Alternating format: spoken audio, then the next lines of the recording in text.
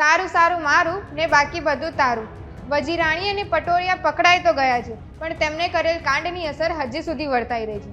જેમાં હાલમાં આરોપી પ્રશાંત વજીરાણીએ ક્રાઇમ બ્રાન્ચને પોતે આ કૌભાંડ કેમ કર્યું છે એના વિશે કંઈક કબૂલાત કરી છે.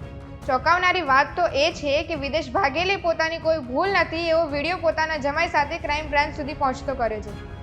નમસ્કાર, હું છું ખુશી અને તમે જોઈ રહ્યા છો vibes of India.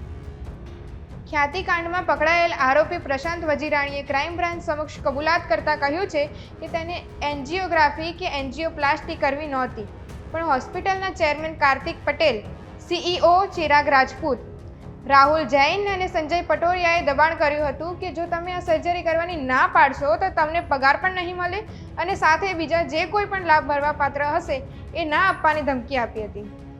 Kartik Patel અને તેમની ટીમે વજીરાણી પર જેમ બને એમ વધુ ઓપરેશન કરી વધારે ને વધારે પૈસા કમાવા માટે દબાણ કરતા રહ્યા. બીજી તરફ મુખ્ય સૂત્રધાર આરોપી કાર્તિક પટેલે તેમના જમાઈ પ્રિયાંક પટેલ મારફતે આ કેસમાં અમદાવાદ ગ્રામ્ય કોર્ટમાં જામીન અરજી દાખલ કરી અને સાથે આ અરજી કેમ કરી એ પણ જણાવ્યું કે પોતે આ કૌભાંડ તારીખ 11 નવેમ્બરે થયો એ દરમિયાન ઇન્ડિયામાં તેઓ હતા પણ નહીં.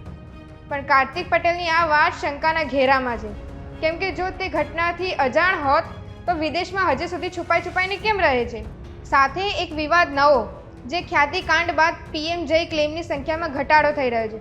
પ્રજા પર ભયનો માહોલ છે અને સાથે આરોગ્ય વિભાગે ઘડેલી નવી સિસ્ટમ જે દર્દીની ઇમરજન્સી સમજતી નથી અને ક્લેમ મંજૂર કરતા 2 કલાકનો સમય લગાવે છે. આ વાતને તો આરોગ્ય વિભાગે ફગાવી દીધી છે. તેમ છતાં હોસ્પિટલ સંચાલકો મેદાને પડ્યા છે.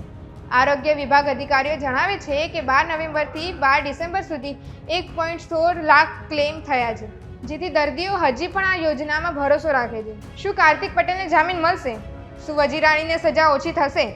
ઘણા સવાલો છે. ખેર, તમે PM જયમાં હજી ક્લેમ કરાવે છે કે નહીં તે કમેન્ટમાં જરૂરથી જણાવજો.